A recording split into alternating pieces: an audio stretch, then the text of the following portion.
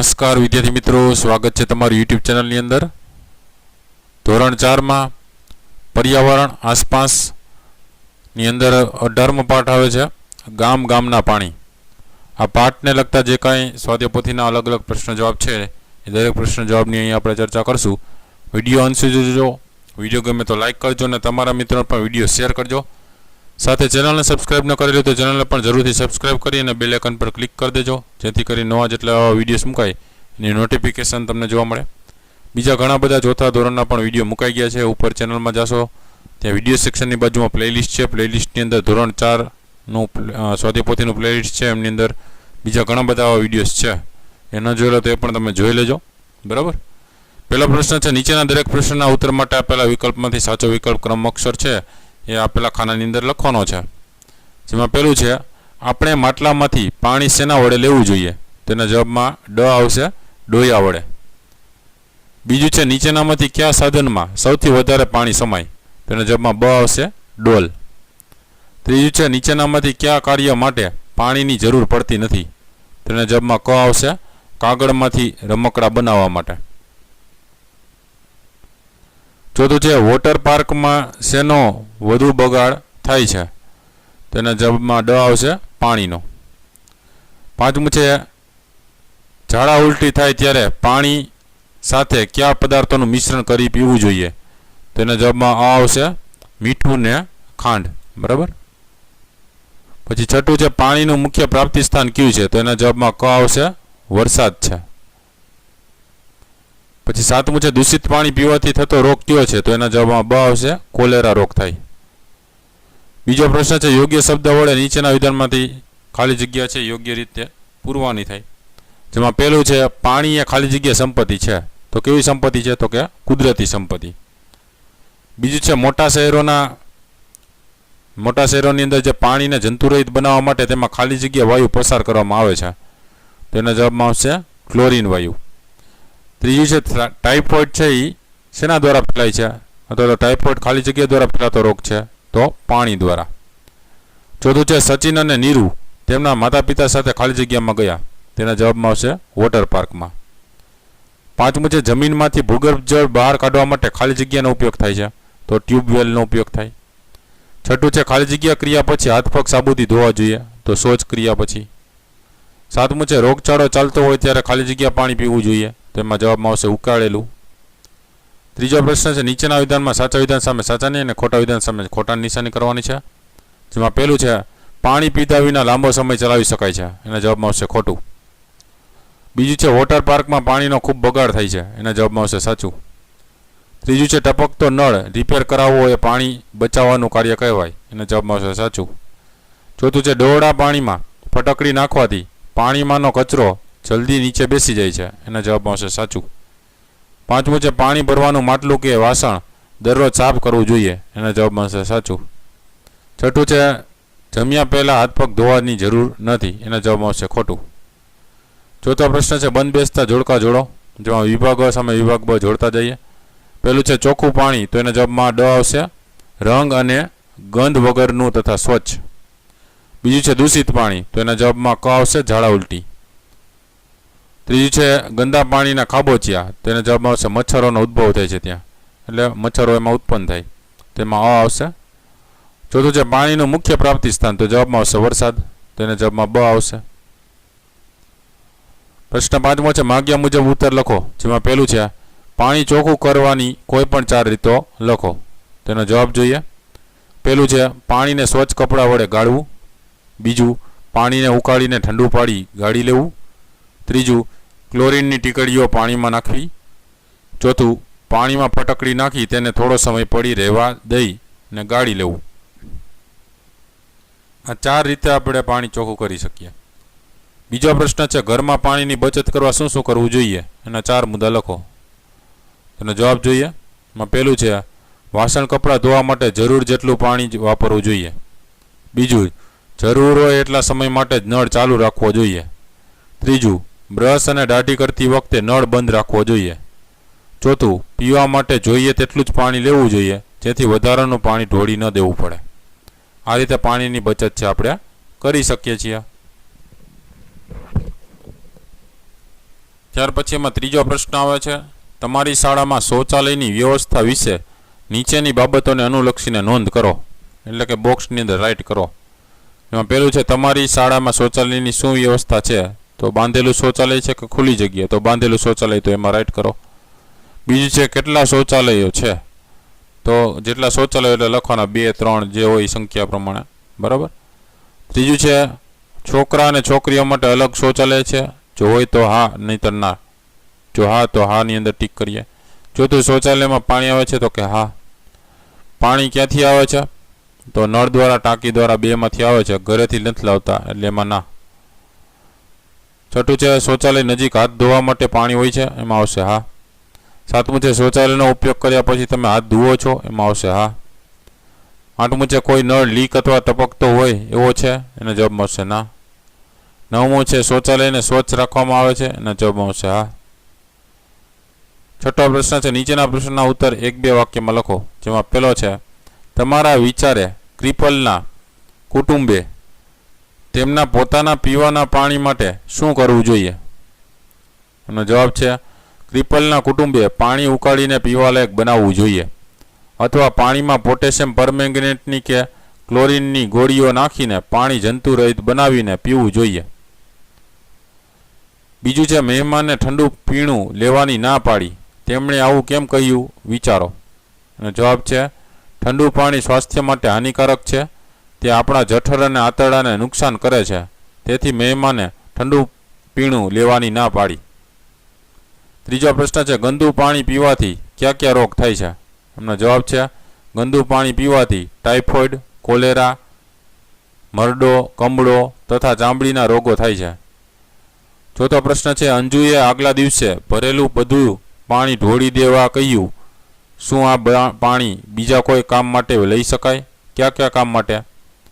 તેમનો જવાબ છે હા, આ પાણી શૌચાલયને સાફ કરવા તથા બગીચાના ફૂલ છોડને પાણી સિંચવા માટે કામમાં લઈ શકાય. પાંચમો પ્રશ્ન છે, અંજુએ પાણી ચોખ્ખું કરવાની કઈ યુક્તિ કરી? એમનો જવાબ છે, અંજુએ પાણીને ઉકાળીને પછી ઠંડુ પાડી તેને ગાળી ચોખ્ખું કરવાની યુક્તિ કરી. છઠ્ઠો પ્રશ્ન છે, ડહોળા પાણીમાંનો કચરો ઝડપથી નીચે બેસી જાય તે માટે શું કરવું જોઈએ? એનો જવાબ છે, ડહોળા પાણીમાંનો કચરો ઝડપથી નીચે બેસી જાય તે માટે તેમાં ફૂલાવેલી જે ફટકડી ભરેલી પોટલી હોય એ પોટલી રાખવી જોઈએ અંદર. સાતમું છે, આપણે પીવાનું પાણી ક્યાંથી મેળવીએ છીએ? એનો જવાબ છે, આપણે પીવાનું પાણી કૂવા, બોર, સરોવર કે નદીમાંથી મેળવીએ છીએ. આઠમું છે, ગુજરાતમાં વોટર પાર્ક ક્યાં આવેલા છે? એનો જવાબ છે, ગુજરાતમાં મહેસાણા નજીક સ્વપ્ન સૃષ્ટિ વોટર પાર્ક અને મહુડી નજીક શંકુ વોટર પાર્ક આવેલા છે. નવમું છે, તમારા ઘરમાં ક્યાં ક્યાં કામ માટે વધુ પાણીની જરૂર પડે છે? એનો જવાબ છે, અમારા ઘરમાં નહાવામાં, કપડામાં અને વાસણો ધોવામાં તેમજ સફાઈમાં વધુ પાણીની જરૂર પડે છે. 10મો પ્રશ્ન છે, તમારા ઘરમાં પાણીનો સંગ્રહ ક્યાં થાય છે? એનો જવાબ છે, અમારા ઘરમાં પાણીનો સંગ્રહ માટલામાં, ડોલમાં, ઓવરહેડ અને અંડરગ્રાઉન્ડ ટાંકીમાં થાય છે. 7મો પ્રશ્ન છે, નીચેના પ્રશ્નના ઉત્તર લખો. જેમાં પહેલો પ્રશ્ન છે, ગંદુ પાણી આપણા શરીરને કેવી રીતે નુકસાન કરે છે? એનો જવાબ છે, ગંદા પાણીમાં કચરો, માટી અને રોગના જંતુઓ હોય છે. આવું પાણી પીવાથી કોલેરા, ટાઇફોઇડ, મરડો જેવા પાણીજન્ય રોગ એટલે પાણીથી ફેલાતા રોગો તેમજ ચામડીના રોગો થાય છે. આમ ગંદુ પાણી પીવાથી આપણે બીમાર પડીએ છીએ. બીજો પ્રશ્ન છે, તમને ક્યારે પાણીમાં રમવાની ના પાડવામાં આવેલ છે? કેમ? એનો જવાબ આવશે હા, ચોમાસાની ઋતુમાં રસ્તાની બંને બાજુ ખાડાઓમાં ભરાતા વરસાદના ગંદા પાણીમાં રમવાની ના પાડવામાં આવે છે, કારણ કે એવા ગંદા પાણીમાં રમીને આવ્યા પછી હાથ બરાબર ધોવામાં ન આવે તો કોલેરા, ટાઇફોઇડ, મરડો જેવા પાણીજન્ય રોગો અને ચામડીના રોગો થાય છે. ત્રીજો પ્રશ્ન છે, તમે તમારી આસપાસ પાણીનો બગાડ થતો જોયો છે? ચર્ચા કરો. તેમનો જવાબ છે હા, અમારી સોસાયટીમાં ઘણા લોકો પોતાના આંગણામાં ધૂળ ના ઉડે તે માટે તથા ઉનાળામાં ઠંડક માટે પાઇપ વડે પાણીનો છંટકાવ કરી પાણીનો બગાડ કરે છે.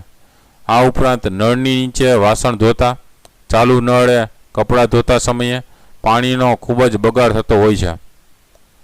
ચોથો પ્રશ્ન છે, વોટર પાર્કમાં રમવા માટે ખૂબ જ પાણી હતું, પરંતુ નજીકના ગામડામાં લોકોને પીવાનું પાણી પણ મળતું નથી. તેના વિશે વિચારો અને ચર્ચા કરો. એનો જવાબ જોઈએ. આ બંને વાસ્તવિકતાઓ છે, પરંતુ આવું બનવું ના જોઈએ, કારણ કે ફક્ત મનોરંજન અને આનંદ માટે વોટર પાર્કમાં આટલા બધા પાણીનો બગાડ થતો હોય અને તેના નજીકના ગામડામાં પાણી માટે લોકો વલખા મારતા હોય તે યોગ્ય નથી.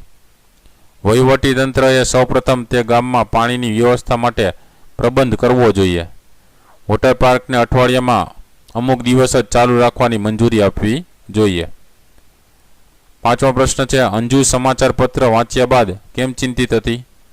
એનો જવાબ છે, સમાચાર પત્રમાં એવા સમાચાર હતા કે આ વિસ્તારના પીવાના પાણીમાં ગટરનું પાણી ભળી ગયું છે, જેના કારણે ઘણા લોકોને ઝાડા ઉલટી થઈ ગયા છે. તેથી અંજુ પાણી શુદ્ધ કરવા માટે ચિંતિત હતી. છઠ્ઠો પ્રશ્ન છે, સ્મિત જ્યાં રહે છે ત્યાં દરેકે સાર્વજનિક નળથી પાણી ભરવા લાઇનમાં ઊભું રહેવું પડે છે. અંજુના ઘરમાં નળમાં આખો દિવસ પાણી આવે છે, એવું શા માટે? એમનો જવાબ છે, સ્મિત જ્યાં રહે છે ત્યાં સાર્વજનિક નળથી પાણી આવે છે. ત્યાં પાણી આપવાનો સમય બાંધેલો છે. જ્યારે અંજુ રહે છે ત્યાં એપાર્ટમેન્ટના ધાબા પર ટાંકીમાં પાણી ભરવામાં આવે છે. પછી દરેકના ઘર નળ દ્વારા પાણી આપવામાં આવે છે. તેથી અંજુના ઘરમાં નળમાં આખો દિવસ પાણી આવે છે. સાતમો પ્રશ્ન છે, શૌચાલય સ્વચ્છ રાખવા શું શું કરવું જોઈએ? અને જવાબ છે, શૌચાલયની નિયમિત સફાઈ કરવી જોઈએ. તેને વધુ સ્વચ્છ રાખવા નિયમિત એસિડના ઉપયોગ કરવો જોઈએ. નિયમિત એસિડનો ઉપયોગ કરવો જોઈએ. શૌચ ક્રિયા બાદ જેથી શૌચાલયમાં પૂરતું પાણી નાખવું જોઈએ, જેથી શૌચાલય સ્વચ્છ રાખી શકાય. આઠમો પ્રશ્ન છે, વધારે પ્રમાણમાં ઝાડા અને ઉલટી થાય ત્યારે તમે શી કાળજી લેશો? એનો જવાબ છે, વધારે પ્રમાણમાં ઝાડા ઉલટી થાય ત્યારે આપણા શરીરમાંથી પાણી ખૂબ જ ઓછું થઈ જાય છે, જે શરીર માટે નુકસાનકારક છે. શરીરમાં ઓછું થયેલું પાણી પૂરું પાડવા ખૂબ જ પાણી પીવું પડે છે. વળી પાણીમાં થોડું મીઠું અને ખાંડ નાખવી જોઈએ. સાથે હળવો ખોરાક લેવો જોઈએ. ત્યાર પછી આઠમો પ્રશ્ન આવે છે, કારણો આપો. પહેલું કારણ છે, આપણે માટલામાંથી પાણીને ડોયા વડે લેવું જોઈએ. એનો જવાબ જોઈએ. કારણ કે માટલામાંથી ગ્લાસ બોળી પાણી લેવાથી આપણા હાથ પર તેમજ નખમાંથી રહેલો મેલ પાણીમાં ભળે છે. વળી ગ્લાસ ગંદો કે એઠો હોય તો માટલાના પાણીને અસ્વચ્છ બનાવે છે. અસ્વચ્છ પાણી પીવાથી બીમાર પડાય છે. માટલામાંથી પાણીને ડોયા વડે લેવાથી આમ થતું નથી. તેથી માટલામાંથી પાણીને ડોયા વડે લેવું જોઈએ. બીજો પ્રશ્ન છે, રોગચાળો ફાટી નીકળે ત્યારે પાણી ઉકાળીને પીવું જોઈએ. અને જવાબ છે, રોગચાળો ફાટી નીકળ્યો હોય ત્યારે પાણીમાં રોગના જંતુઓ હોય છે. પાણીને ઉકાળવાથી તેમાં રહેલા રોગના જંતુઓ નાશ પામે છે. આવું પાણી ગાળીને પીવાથી રોગ થવાનો સંભવ રહેતો નથી. તેથી રોગચાળો ફાટી નીકળે ત્યારે પાણી ઉકાળીને પીવું જોઈએ. ત્રીજો પ્રશ્ન છે, જાજરૂ, મૂતરડી વગેરેમાં જંતુનાશકો દવાઓ છાંટવી જોઈએ. એમનો જવાબ છે, જંતુનાશક દવાઓ છાંટવાથી રોગના જંતુઓ મરી જાય છે. આથી જાજરૂ અને મૂતરડી જંતુમુક્ત થાય છે. તેથી જાજરૂ, મૂતરડી વગેરેમાં જંતુનાશક દવાઓ છાંટવી જોઈએ. ચોથો પ્રશ્ન છે, ગામડામાં તળાવ કે નદીનું પાણી ચોખ્ખું રહેતું નથી. એનો જવાબ છે, ગામડામાં લોકો તળાવ કે નદીના કિનારે કપડાં ધુએ છે, વાસણ માંજે છે, ઢોરો નવડાવે છે, મળમૂત્ર કરે અને કચરો ઠાલવે છે. તેથી ગામડામાં તળાવ કે નદીનું પાણી ચોખ્ખું રહેતું નથી. પ્રવૃત્તિઓની વાત કરીએ. પાઠ્યપુસ્તકીય પ્રવૃત્તિમાં પહેલું છે, છેલ્લા 1 મહિનામાં સમાચાર પત્રોમાં પાણી સંબંધિત બધા સમાચાર જુઓ અને છાપામાંથી કાપીને એકઠા કરો. નીચે બધા કાપેલા ભાગ ચોંટાડવાના છે.